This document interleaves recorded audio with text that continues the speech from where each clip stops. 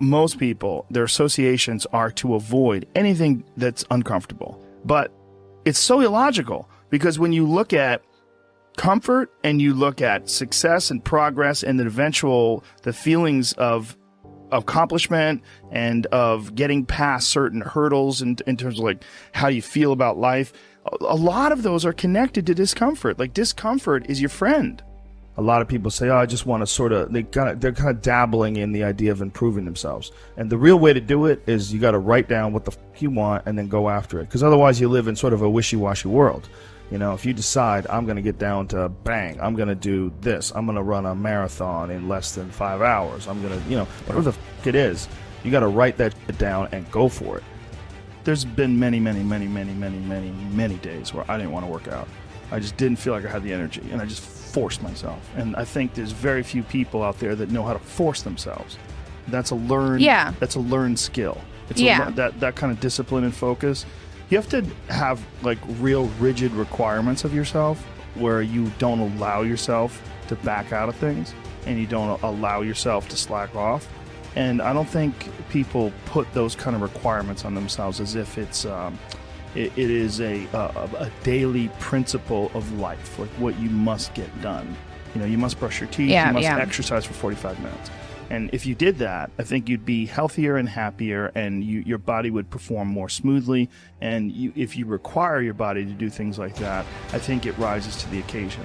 There are very few people that have that kind of discipline. So because of that, they come up with excuses. And excuses are a giant part of the problem. It's not simply a physical health issue. There's also mental aspects of it, and discipline's a big one. I just know way too many people who are weak mentally. And I can't just chalk it off to only, their physical, the way they physically feel, because I felt like shit 100 times, and then I worked out, and then I felt way better. Yeah, it's just a fact of life. That's real. You just gotta. And people don't know how to do that. And it's not. And if you're used to doing this, get in your car, sit down, drive to the office, sit down, go to the lunch, sit down. Go to the board meeting, sit down. Get in your car on the way home, sit down. Get home in front of the TV, sit down. Then go to the gym. They don't have any energy. Their body's like, I don't have it in me to do this. And I don't believe that. I think it's a lot of it is the mindset. But there's been many people that have just put their foot down and said, enough. I'm going to change my life. And they don't take any excuses, and they feel way better. Diet is most certainly a part of that, but there's also a discipline aspect. And these things are not mutually exclusive. They exist together. They're all together. And they work symbiotically. The way your mindset affects the choices you make with your diet. And the mindset also affects the choices you make in terms of like whether or not you require yourself to exercise. And I think these are critical aspects that people like to gloss over, or they like to make excuses about. And they get very angry if you don't accept those excuses. And that's a sign that they're trying to enforce this standard and this idea and push it on you and give themselves an excuse. It's one of the reasons why they get angry. It's one thing if someone has a legit physical issue like you do, but there's a lot of people who do not. They just have poor diet choices, they have a sedentary lifestyle, and they have the momentum of this sedentary lifestyle that's holding them back. They're accustomed to being lazy. To give people this excuse, I don't have the energy to exercise, that is crazy to say. Can you walk to the refrigerator? Yes. Well, you can exercise. You don't have to do anything crazy. Just walk around the block. There's 80-year-old ladies who take yoga with me. They're really old, and they're in there. They're going after it. They could easily say, I don't have the energy to do that. But they don't. It's a mental attitude. They make a decision. I agree. Like, there's a lot of it's discipline. You're going to get people who just won't exercise. You don't have to kill yourself. You don't have to go to a CrossFit class and try to do the workout of the day. You don't have to go nuts and do clean and presses with 150 pounds. You don't have to do that. But you have to do something. Just get your blood moving. Your body has requirements. It wants to move. It really does. And when it does, you feel better. But people like to give themselves this excuse. I do not have the energy to do this. Whatever. If you decide that, that's true. But if you watch a motivational video, there's 100 of them on YouTube, thousands even. Go watch one, you'll get fired up. You're like, and I'm going to jump some rope. You jump some rope, you do something. Just do some push-ups, do something, do some body weight squats. You'll feel better. But it's also like learning that and having that as a part of your daily life. You can do it. There's a lady who's like 450 pounds that takes yoga with me. She's enormous. She's in there. This is probably really embarrassing. Very hard to do. Yeah. You know, and she's in there. Anyone could do it. We can do it. And again, I'm not saying do what Michael Phelps does. I'm just saying just do something. Got to do something. We have lifestyles. Yeah. The lifestyles that people have are just, the human body is not designed to sit down all day, and it's certainly not designed to be stuck in traffic and be in an office and just be, fluorescent lights and just sitting there in front of a computer monitor watching your soul get sucked through the LCD screen. It's crazy. If you make furniture for a living, and you feel a great satisfaction out of that, and you sell that furniture, look, man, making furniture feels good. If you can do that, you could cut those corners perfectly and sand everything down nice and stain it, and then it's done, and you get this satisfaction, and you sell it to someone, and that pays your bills.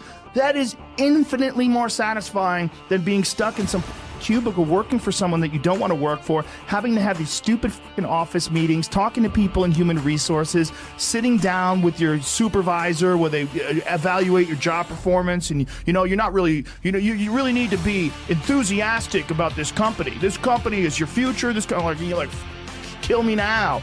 There's a lot of people out there that would way rather do something else, and I hope they understand that they can. I didn't start out thinking this is going to replace my income. This is going to be, I just did it as a passion project. And I think if people have a regular day job, if you could just find one thing that you do as a passion project and just keep building on it, just keep watering it, keep adding fertilizer, keep giving it attention, keep giving it focus, and you can escape. You can escape, and you can be self-serving. You could be okay. And people that are trapped in bad situations, one of the problems is you feel like this is your future. You feel like and you can't get out of that. There's no hope. There's no light at the end of the tunnel. There's no rainbow. And if you feel like that alone can be incredibly defining and limiting. But if you can look at yourself objectively and say, okay, I kind of am here. I'm in credit card debt. I'm working in a shitty job. I don't like what I'm doing, but I have some ideas. I need to feed those ideas. And I need to feed them and water them, and I need to set aside a certain amount of time every day to just try to make those things happen. You can do that. The thing that makes people the most sad in life, and I already have a couple of friends my own age who are there, is the regrets, right? They're not sorry they failed, they're sorry they didn't try. And the funny thing is, some of them are only 50 and they think, okay, my window to try is already gone, which is wrong too. But folks, you will be so happy. There's so many things that have happened in my life because I got my first talk radio show job. I was a reporter. I covered this story. There was some big guy showing up at the local radio station. As I was leaving, I wrote a letter to the program director to say, thanks for having us. And I thought, do I mail this? Do I not mail it? Do I mail it? And just, I closed my eyes and I mailed it. He called me 2 days later. So you want a job? What if you didn't send that letter? It's so stupid. The little things that your life can hinge on. But if you don't do them, you don't give fate an opportunity to intervene. I think here's an important thing, too. Failure is important. It is important. I think failure teaches you things that you don't learn from success. I think failure gives you an opportunity for self-examination. It also gives you a feeling that is very uncomfortable. And that very uncomfortable feeling helps you grow. That when you feel like you screw something up, like when I've had bad podcasts, my podcast has always gotten better afterwards. When I've had bad stand-up sets, I've always gotten better after that, because those bad sets motivate you. They give you a perspective like, hey, here's some clear examples of where you what not to do. Yeah, don't look at these failures as like proof that you suck. Look at them as opportunities for growth. Look at them as opportunities to be motivated to do better. If you hate your job, that is like nature telling you to try something different. And it's motivating because the motivation is you might not have to do that soul-killing job anymore. Well, if you look at someone who's doing really well, like say if you focus on like Kevin Hart or someone like that, some very famous and successful comedian, all you see is him now flying around private jets, wearing a new pair of sneakers every day, driving around in Bentleys. You just see that. You don't see him being a young kid in Philadelphia, going to open mic nights, scratching and clawing, MC Hammer jokes. Selling the tapes out of the hatchback. All that stuff, man. There's a path, and we think of people like, you see an old person walking down the street, you go, oh, that person's always been an old person. No, that was a baby. that was a baby that became a 90-year-old man. There's a progression that you're not witness to. You don't see it. And that takes place in everything. It takes place in authors. It takes place in comedians and musicians. There is a starting point, and then with time and focus, and as long as you reevaluate and reassess and constantly, objectively look at what you're doing and then pursue it with passion and focus, you get better at things.